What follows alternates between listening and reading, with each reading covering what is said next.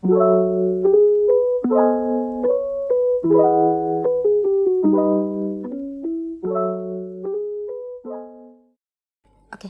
sebelum mulai, aku mau opening dulu.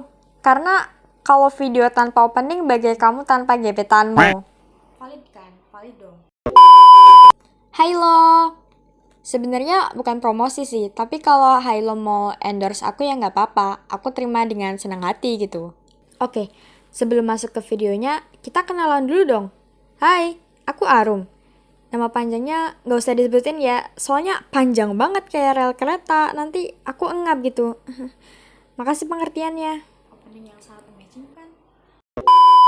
Jadi, isi video ini adalah aku yang bakal nge-review novel Helen dan Sukanta. Ini novelnya. Sebelum masuk ke pembahasan, kalian tahu nggak sih novel ini adaptasi dari kisah nyata loh? Iya, kisah nyata. Jadi, ceritanya, tahun 2000, Pide Baik bertemu dengan Nyonya Helen di sebuah restoran di Belanda. Aku nggak bisa sebut nama restorannya karena nanti jatuhnya bakal kayak bebek coba ngomong bahasa manusia, alias nggak jelas. Biar aku nggak malu-maluin diri sendiri karena nggak bisa bahasa Belanda, kalian bisa lihat nama restorannya di sini. Dan tentang pertemuan antara Pidi Baik sama Nyonya Helen, kalian bisa baca di bagian belakang buku.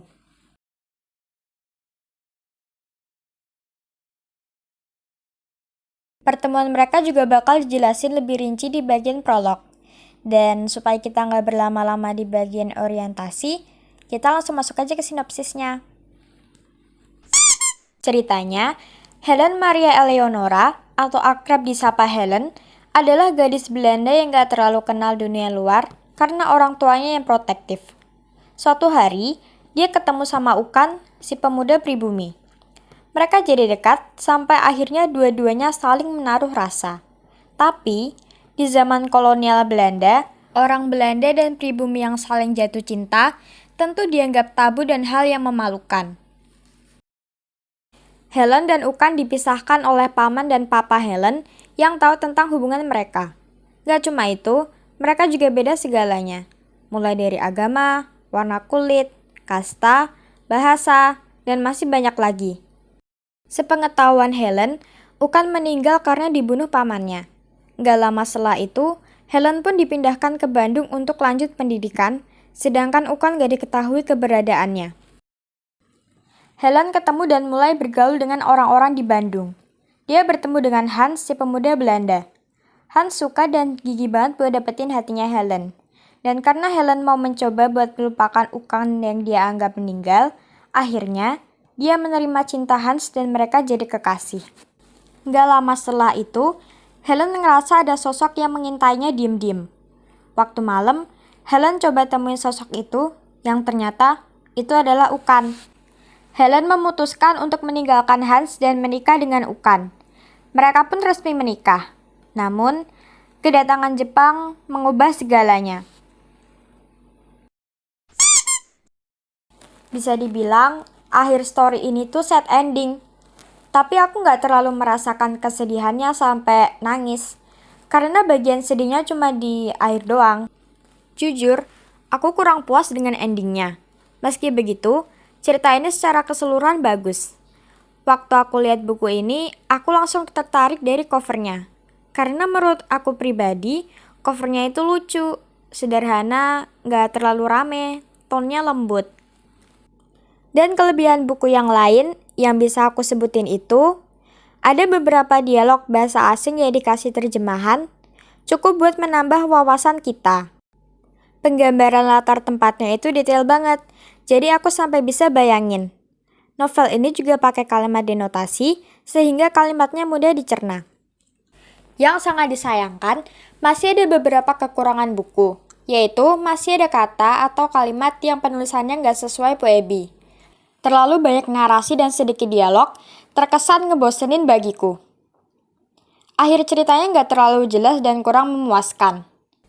Tapi, kekurangan buku ini bisa disamarkan dengan alur yang menarik.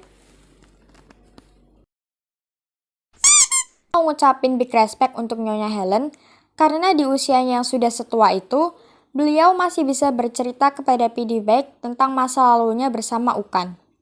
Ukan selalu terkunci di hati Nyonya Helen. Bahkan Nyonya Helen bilang gak pernah menikah lagi setelah menikah dengan Ukan.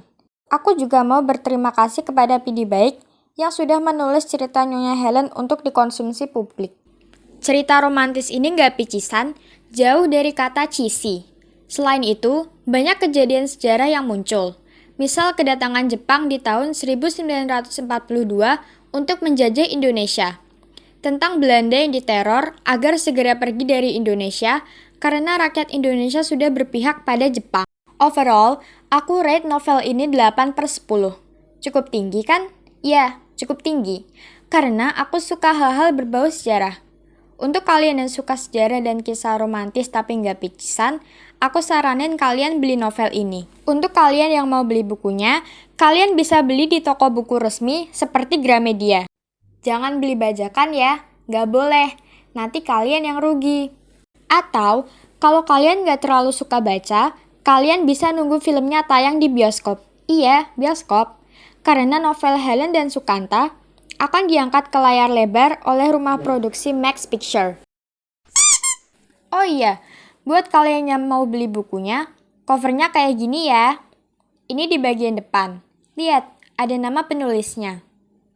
Dan ini bagian belakangnya.